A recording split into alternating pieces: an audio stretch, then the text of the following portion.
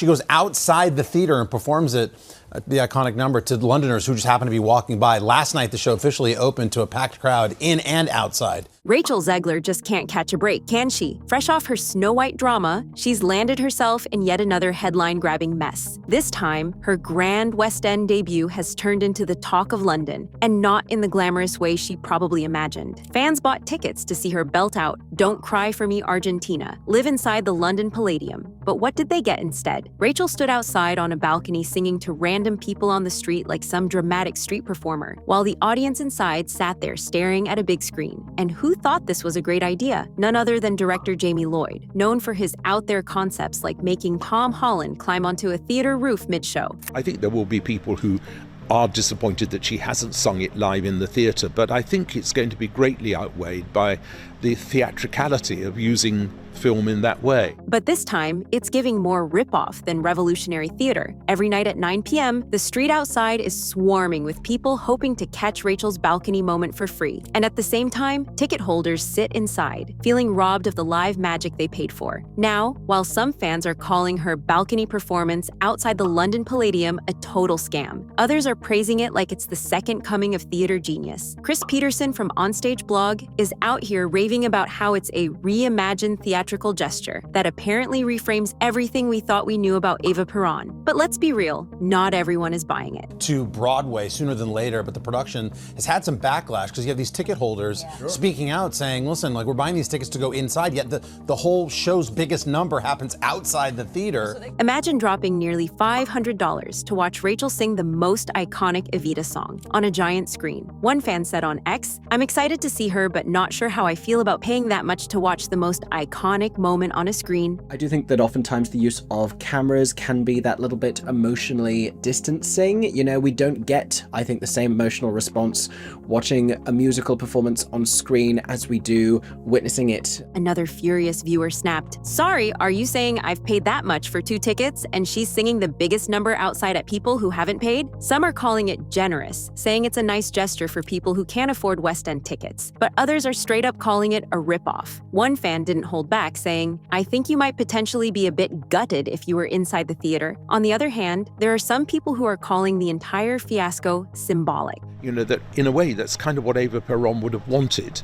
You know, that people are actually experiencing her big anthem, as it were. EVITA only started previews in June and officially opened on July 1st, but it's already splitting the internet in half. But as the dust settles on this controversy, Rachel gets thrown into another one. It seems her West End EVITA performance has gone from controversial to downright chaotic after multiple people reportedly fell ill trying to catch a glimpse of her iconic balcony moment. Around 200 people gathered for hours under the scorching sun just to see her, but it quickly turned into a health emergency. According to The Sun, ambulances were parked outside for nearly an hour before rushing off to the hospital moments before Rachel even appeared. A source said, as word spreads, more and more people are flocking to the Palladium to see Rachel's performance, and it's turning into a bit of a nightmare. They even added that crowd control is bad enough on the public street, but with the heat, it's becoming really dangerous. And while her fans were fainting in the streets, her ticket sales were tanking just as fast. The Daily Mail didn't hold back, calling her Snow White fiasco a woke disaster, and pointing out that her EVITA play isn't exactly selling out. A quick peek at the venue's website shows endless green dots for available seats from June all the way through September, despite tickets starting at just $38. That too, inside the massive theater. I think the reason they can give away 5,000 tickets for £25 is because they weren't going to fill them anyway. With prices that low and seats still empty, it's looking more flop than fabulous right now, but Zegler's West End EVITA chaos honestly isn't shocking when you think about the disaster that was Snow White. Back then, she was so confident, telling everyone that people would be waiting in line to see her movies. But when Snow White finally hit theaters, the only thing waiting was empty seats. Disney had banked over $270 million on this reboot, hoping for at least $100 million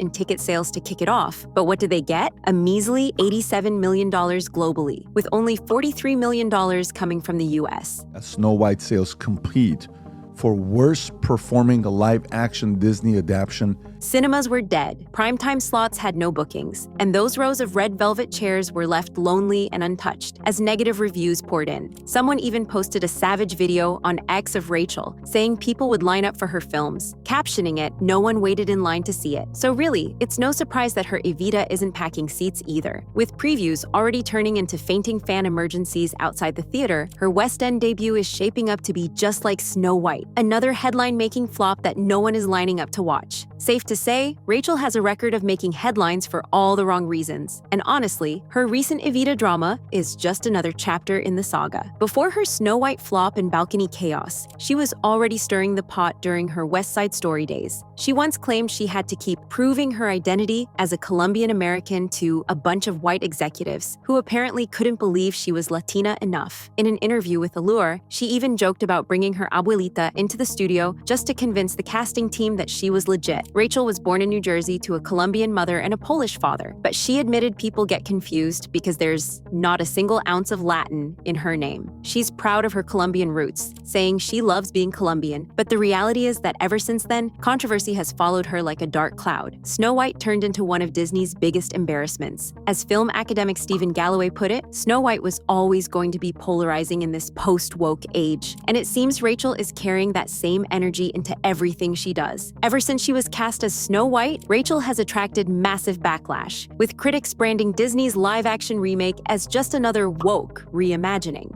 They should call this movie Snow Woke and the Seven Pronouns. It's so bad, if you were to watch this movie on an aeroplane, Andrew, you'd walk out. Much like Halle Bailey in The Little Mermaid, Rachel's casting sparked furious debates online about changing the ethnicity of classic fairy tale characters. But it wasn't just that. Rachel poured gasoline on her own fire by posting her political views all over social media, expressing her support for the Middle East conflict. Then, of course, came her fiery comments after the 2024 election. She later apologized for contributing to the negative discourse, but the damage was already done. And then she added more fuel, calling the original Snow White prince a literal stalker. Not exactly the Disney princess energy they wanted. While Snow White's flop had its own problems, from CGI dwarves to questionable rewrites, some people are straight up blaming Rachel for the box office disaster. Jonah Platt, son of Snow White producer Mark Platt, slammed her for dragging personal politics into movie promotions. According to Variety, Jonah even confirmed that Disney sent his dad to reprimand Rachel and ask her to delete her posts, though she didn't listen for long. In a scathing post, Jonah didn't hold back, saying his dad, with hundreds of millions on the line, had to fly across the country just to reprimand his 20-year-old employee. He called it adult responsibility and accountability, making it clear that her actions had clearly hurt the film's box office. This is called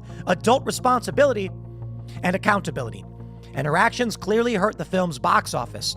Free speech does not mean you're allowed to say whatever you want in your private employment. Jonah also reminded everyone that free speech doesn't mean you can say whatever you want at your job without consequences. With Snow White crashing hard and now her EVITA debut turning into an overheated street concert, Rachel's once promising Disney princess glow-up is quickly spiraling. But Zegler isn't letting her Snow White flop keep her down for long. Despite Disney's disastrous box office numbers, the actress is already plotting her comeback. This time, she's teaming up with Hollywood royalty, starring opposite 60-year-old Marissa Tomei in a new comedy drama called She Gets It From Me. According to Variety, Rachel will be playing the daughter of Marissa's wild, unruly, and totally free-spirited character. Meanwhile, Disney is feeling the burn from Rachel Zegler's Snow White flop so badly that they've slammed the brakes on their live-action Tangled remake, even though they'd already brought in The Greatest Showman director Michael Gracie to helm it. According to studio insiders, the movie was in its pre-production stages and Disney had started scouting talent, but all of that came to a screeching halt. Both The Hollywood Reporter and Deadline are saying the decision boils down to Snow White's disastrous rollout. Disney spent a jaw-dropping $270 million to make and promote that Rachel Zegler-led remake, only to watch it limp to $70 million domestically and a mere $146 million